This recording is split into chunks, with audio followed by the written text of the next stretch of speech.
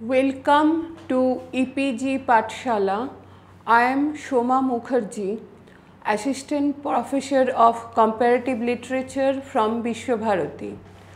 Today we are going to discuss the paper Reading New Literatures in English. The name of the module is Indian English Writings in the World. The content writer is Mahmud Hassan, PhD research scholar, University of Hyderabad. Today in this module, we will introduce learners to the emerging body of literature being produced by writers from India in the form of New English Literature. It deals with a broad range of writers from various parts of India and abroad. It traces the history of Indian English education and the trends of Indian English writing. It tries to bring out the early writings in India, dates back to Raja Ram Mohan Rai, Sarojini Naidu, Bankim Chandra Chatterjee, and so on.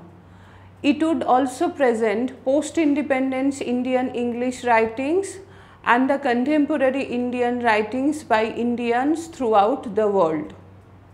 To introduce the topic, we can say that the study of New English literatures is concerned with colonial and post-colonial writings which emerged in the former British colonies such as parts of Africa, Australia, Bangladesh, Canada, Caribbean countries, India, Malaysia, Malta, New Zealand, Pakistan, Singapore, islands in the South Pacific and Sri Lanka.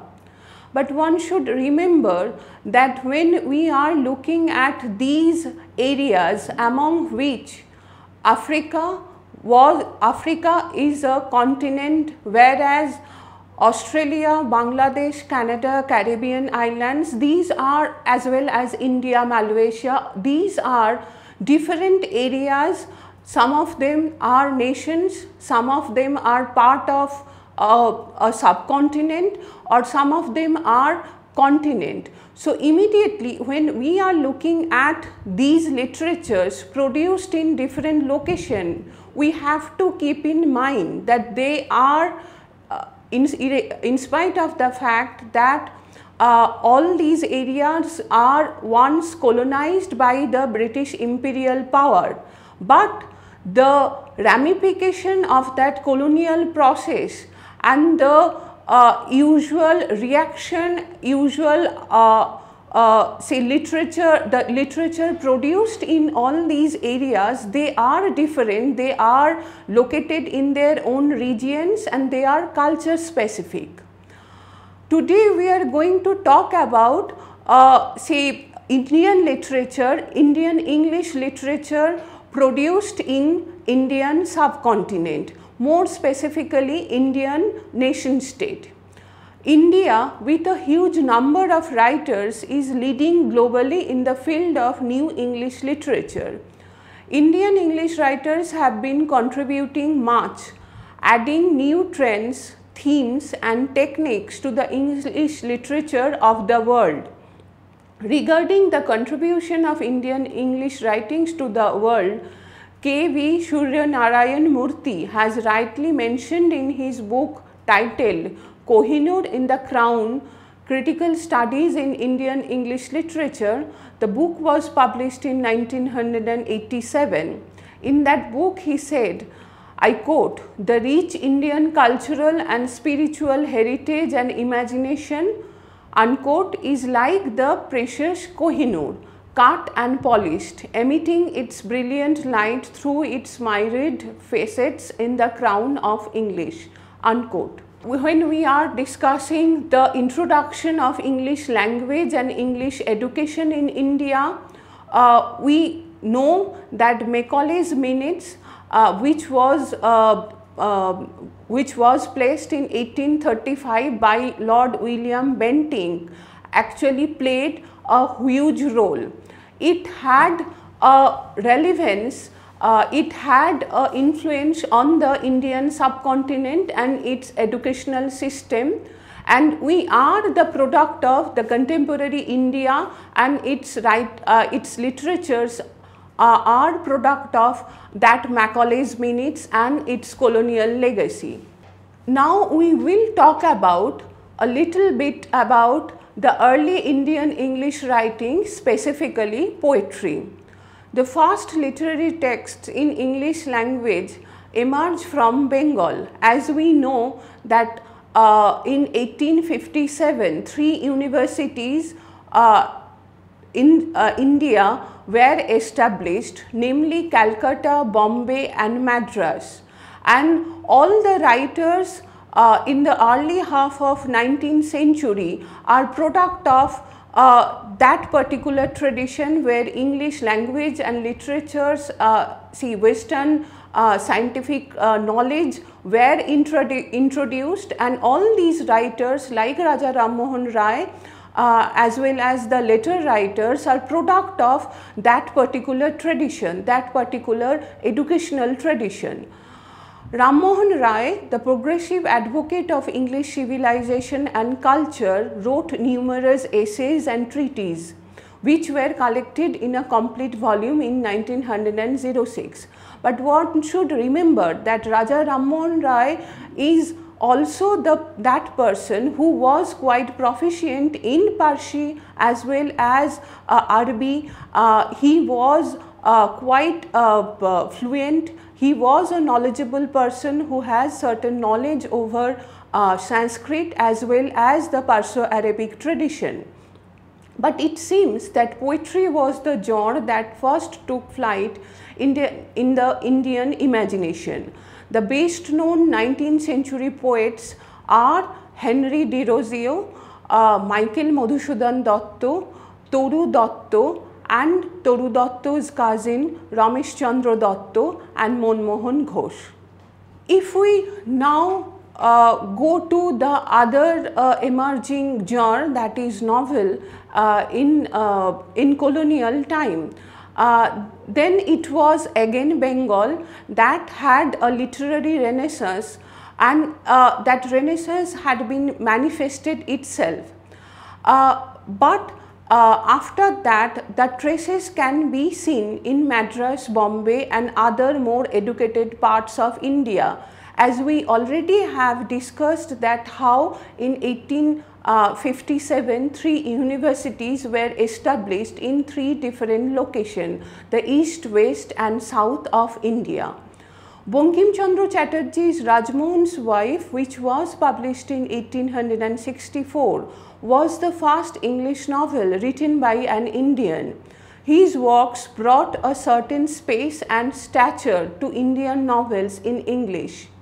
But one should remember also that Bankim was the first person within Bengali literary history who successfully established the literary genre called Upanyash, and through several kind of experimentation he established an idea of Upanyash, the counterpart of say the Western novel within Bengali literary history.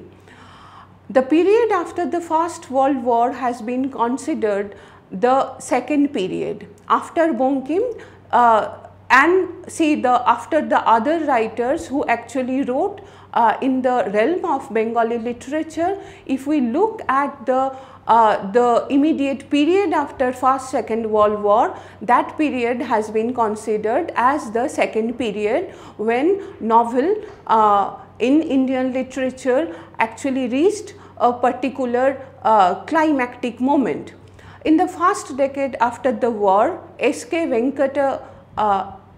Venturamani, Shankar Ram and A.S.P. Iyer were the novelists who came to the fore. After them comes the emergence of the great trio, mainly Mulak Rajanand, R.K. Narayanan and Raja Rao, who are considered as the finest painters of Indian sensibilities. They tried to revive the ancient tradition of the epics such as Ramayana and Mahabharata and other Puranas of India.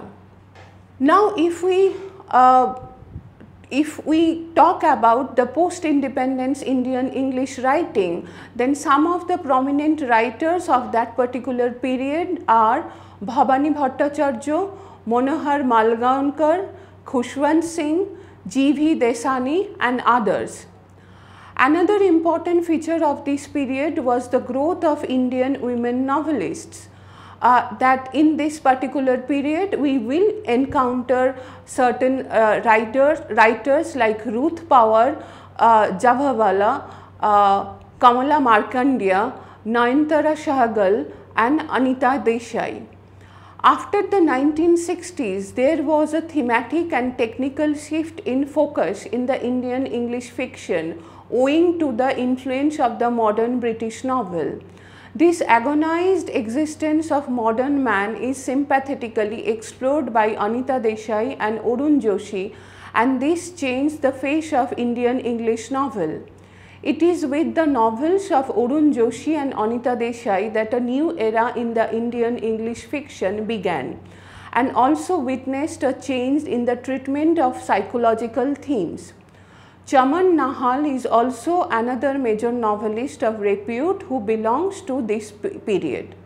After 1980s, the period of so-called quote-unquote new fiction, which includes new novelists like Salman Rushdie, Bikram Sheth, Upamanyu Chatterjee, Shashi Deshpande, Shashi Tharoor, Amitav Ghosh, Amit Choudhury, Arundhati Roy, Kiran Desai, Arvind Adiga and others.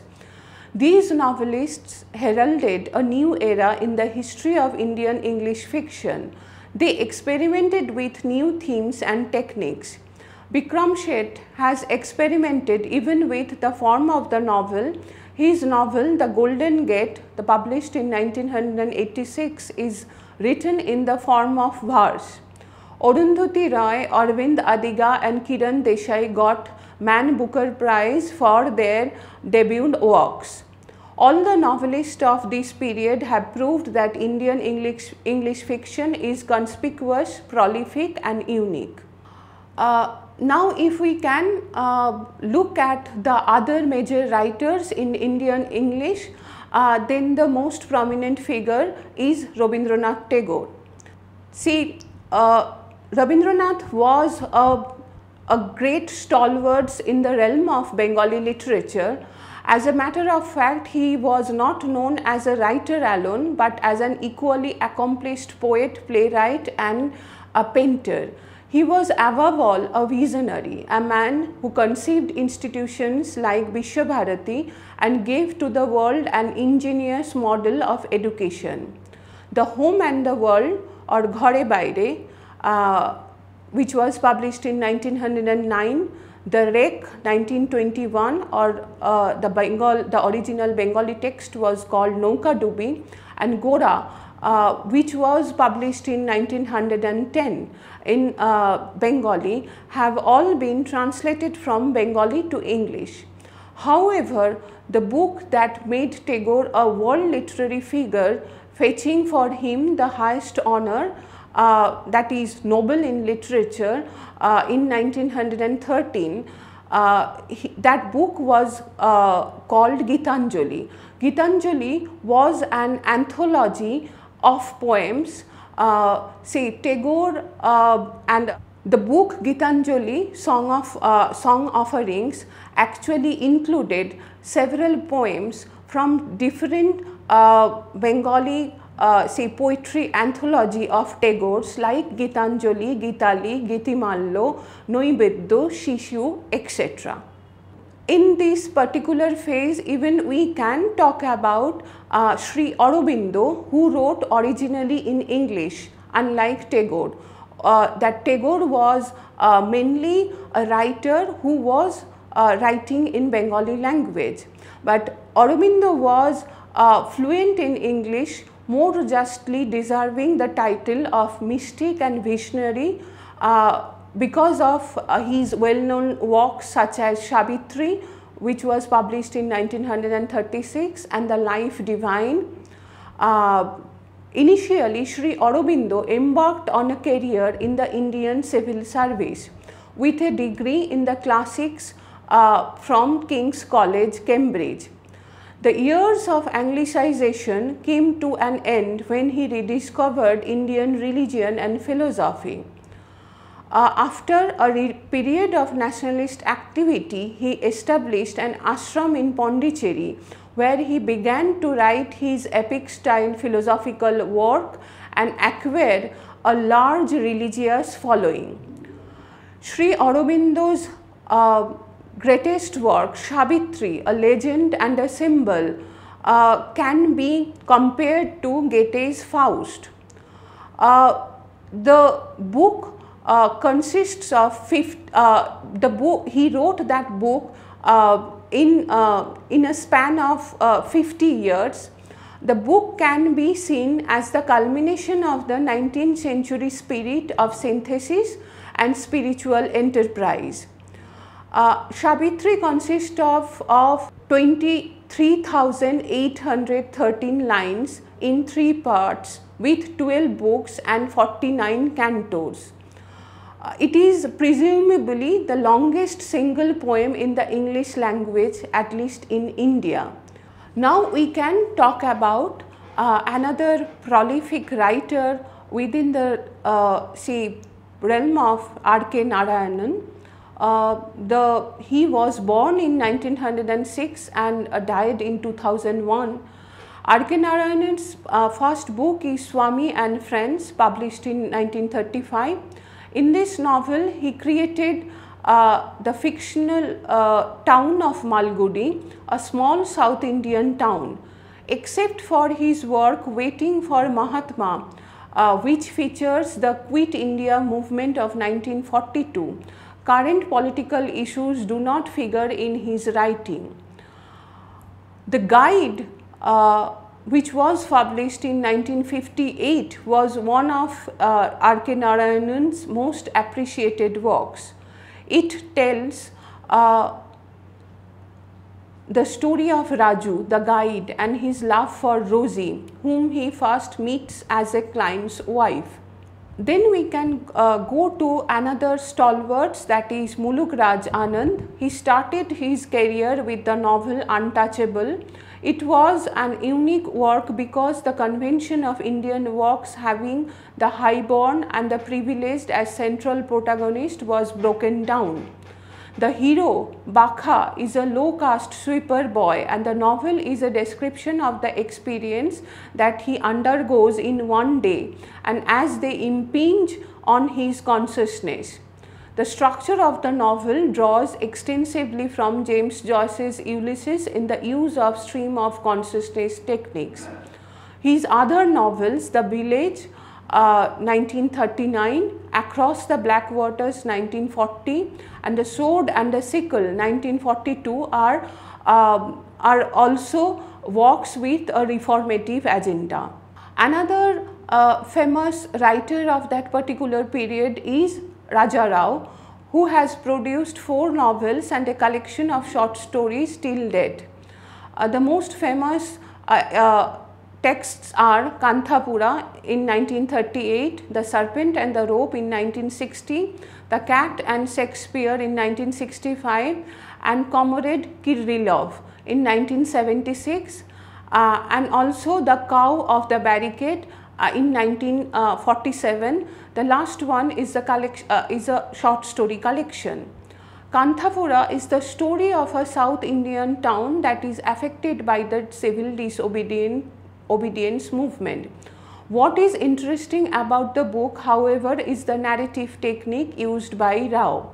The story is told through the voice of the old woman inhabitant of the village, who uses the structure of the traditional epic, the orature and the Puranas.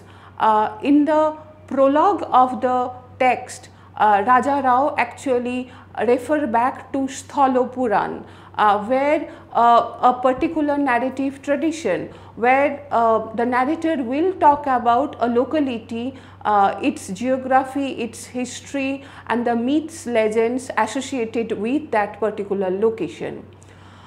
Then we can talk about another writer in Indian English, that is Khushwant Singh. His name is bound to go down in Indian literary history as one of the finest historians and novelists, a forthright political commentator and an outstanding observer and social critic. In July 2000, he was conferred the Honest Man of the Year award by the Shulabh International Social Service Organization for his courage and honesty in his brilliant, incisive writing. Some of his famous novels are Train to Pakistan, which was published in 1956, and I Shall Not Hear the Nightingale in 1959. All these texts depict the human tragedy behind the partition of India in 1947. The Train to Pakistan is one of the most familiar partition novel, which has presented the theme of violence, the pain of separation, communal hatred among various communities of Mano Manjira immediately after the partition of India. Now, if we look at the late 70s and the early 80s, then the most notable figure is Salman Rushdie, born in India, now living in the United Kingdom. Rushdie, with his famous work Midnight's Children, ushered in a new trend of writing.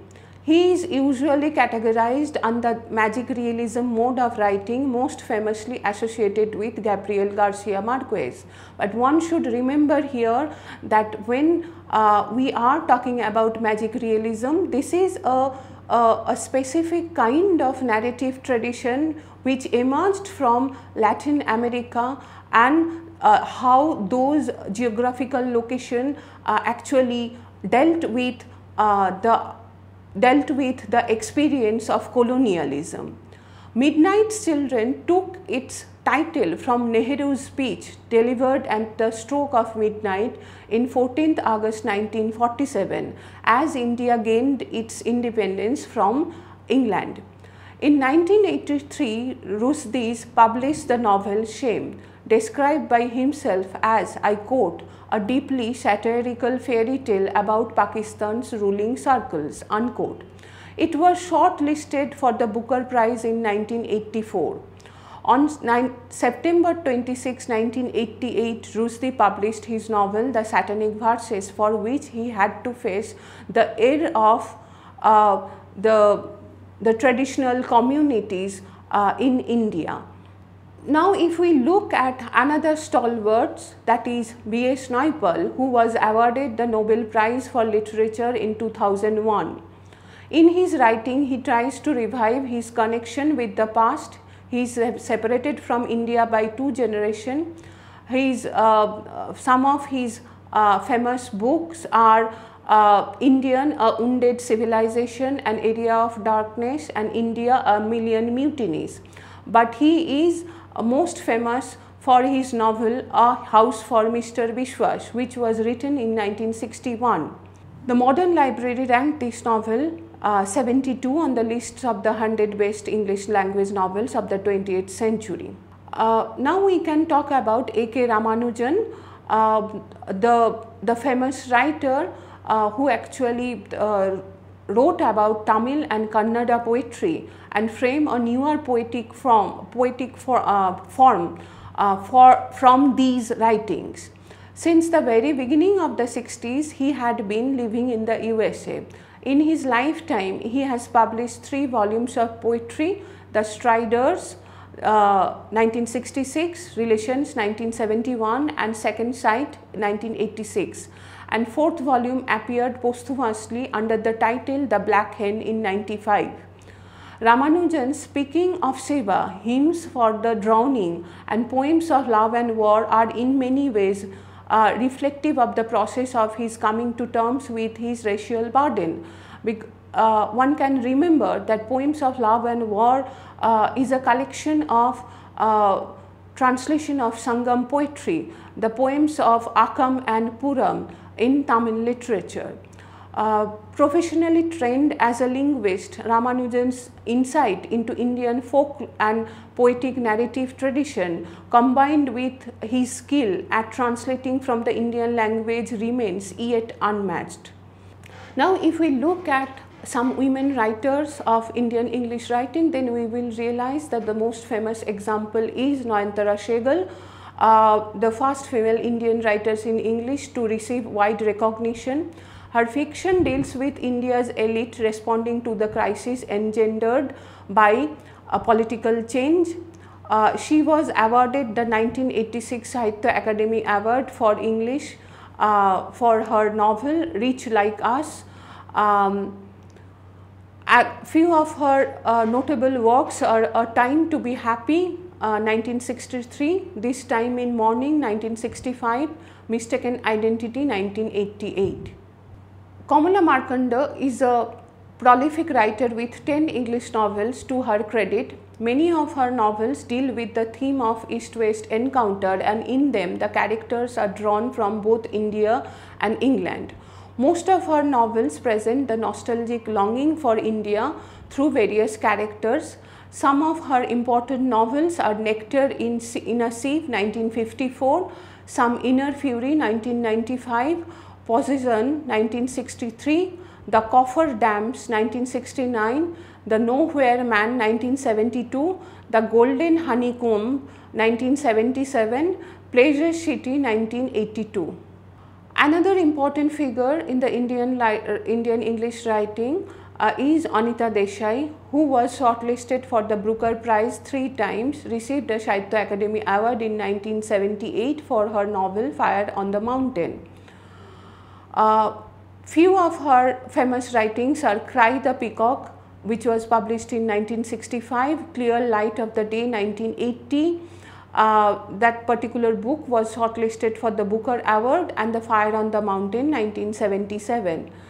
Her other famous novels are Bye Bye Blackbird, 1971, Voices in the City, 1965. Arun Joshi has got Sahitya Akademi Award for his novel The Last Labyrinth in 1982.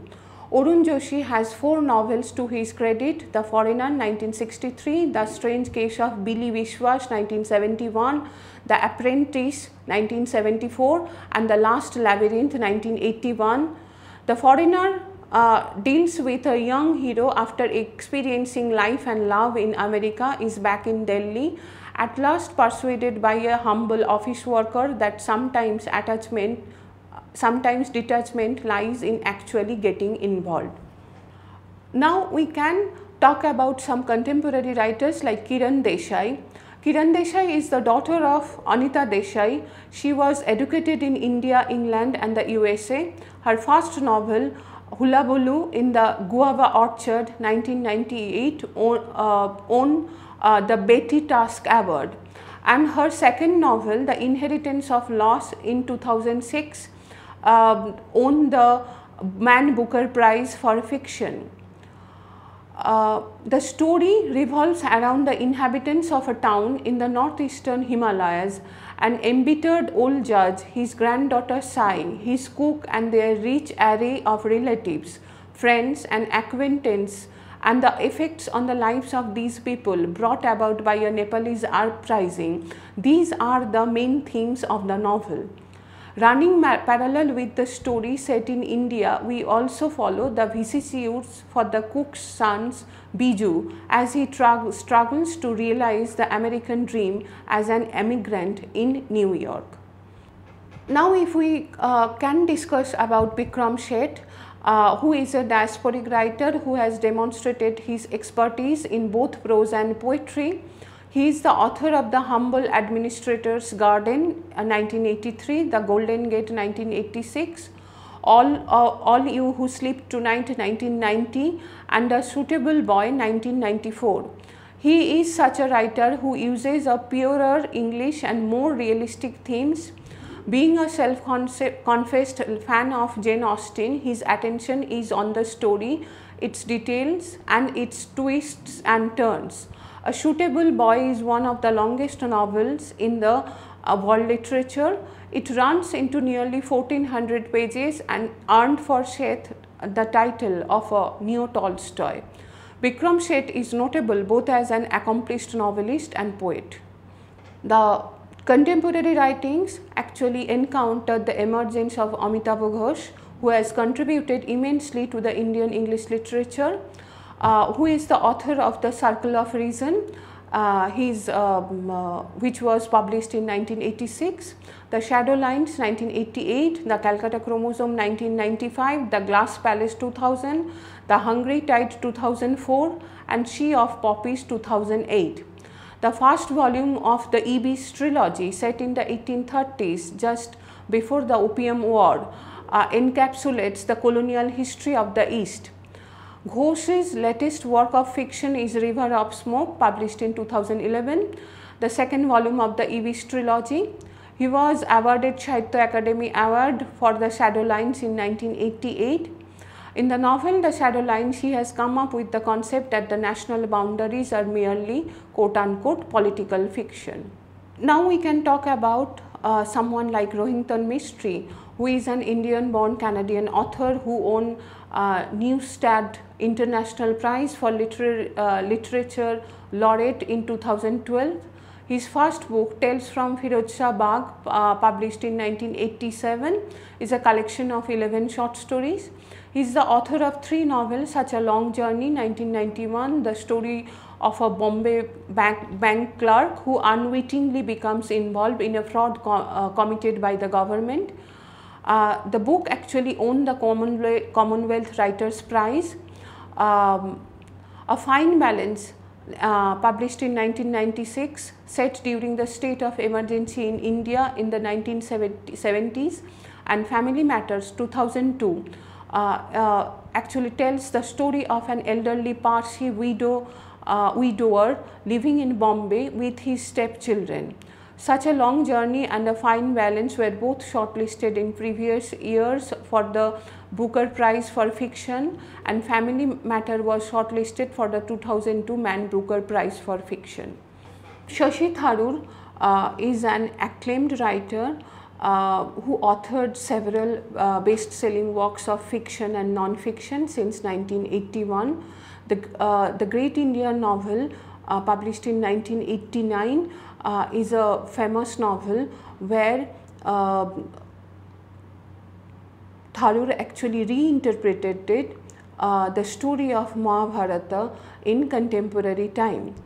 His work as a UN official living outside India has given him a vantage point that helps construct an objective Indianness. His other works are India from Midnight to Millennium 1997, Bookless in Baghdad 2005, Inglorious Empire 2017, etc. He was awarded Commonwealth Writers' Prize for his novel The Great Indian Novel in 1989. The person who is the most crucial figure in the history of Indian English writing is Arundhati Roy. Her novel The God of Small Things, published in 1996, tells the story of the Syrian Christians of Kerala and went on to win the Booker Prize in 1997. Set in Kerala in the 1960s, the book is about 2 children, the twins Estha and Rahel, and the dreadful consequences of a critical event in their lives, the accidental death by drowning of a visiting English cousin. Roy wrote The End of Imagination, a critique of the Indian government's nuclear policies. It was published in her collection of essays called The Cost of Living, in which she also crusaded against India's massive hydroelectric dam projects in the central and western states of Maharashtra. As a concluding remark, one should remember that Indian English writing throughout the globe has a problematic inherent in the nomenclature itself, where when we are talking about literatures produced in different locations in Africa, in Asia, in Australia, in New Zealand, in Southeast Asia, in Southeast Asian regions, when we are equating all these areas only because of the fact that all these areas are once colonized by British Empire, then we are making a mistake. what we should remember that each and every literature has its own mechanism, its own political, it has its own socio-political, economic context out of which all these texts emerged. No doubt colonialism played an important role, but in each and every area the interaction with the colony and its ramification and its end products are different. So that's why when we are looking at certain literatures produced in India where people are talking about the traditional mode of writing and the new mode of writing, then the writing actually emerged from that interaction, from that conflict where there are there are no peaceful they never coexisted with each other in a peaceful manner. There are interaction with the colony and colonial education in a different manner. So there are, if we look at the history of colonial education, at least in Indian subcontinent, then we will realize people, they accepted colonial education wholeheartedly, but there are groups who actually rejected colonial education in the first phase. And in the later point of time, when they accepted colonial education and its literary forms, its literary knowledge, then the outcome are different in different areas. And when we are talking about the post-colonial writings in India, then we will talk about hybridization, we will talk about categorizations like diasporic literature, we will talk about the categorization like post-colonial literatures. But when we are doing these kind of categorization, we are making a mistake where we are equating all these literatures only because of the fact they are writing in English.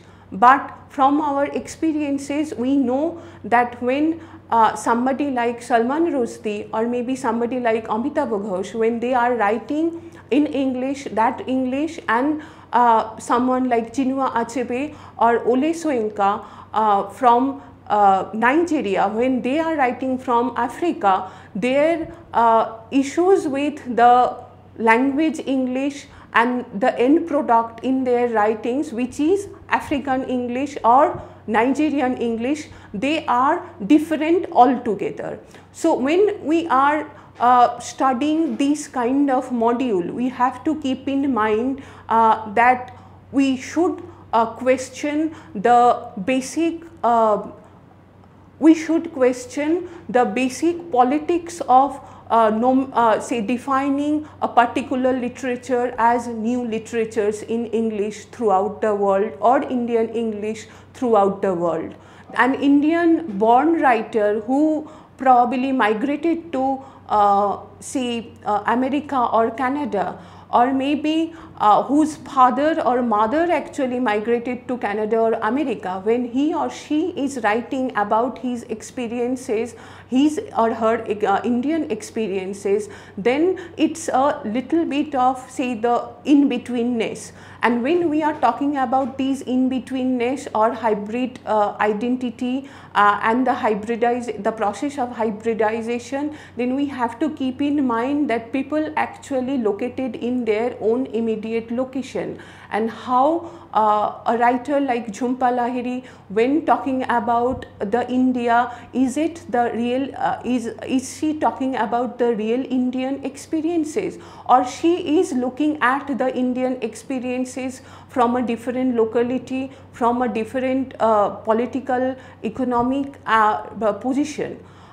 So when we see, as a concluding remark, I would rather say that when we are going to discuss all these issues in the realm of Indian literatures, new Indian literatures, or new literatures in English or Indian English writing throughout the world, we should look at these issues quite critically. Thank you.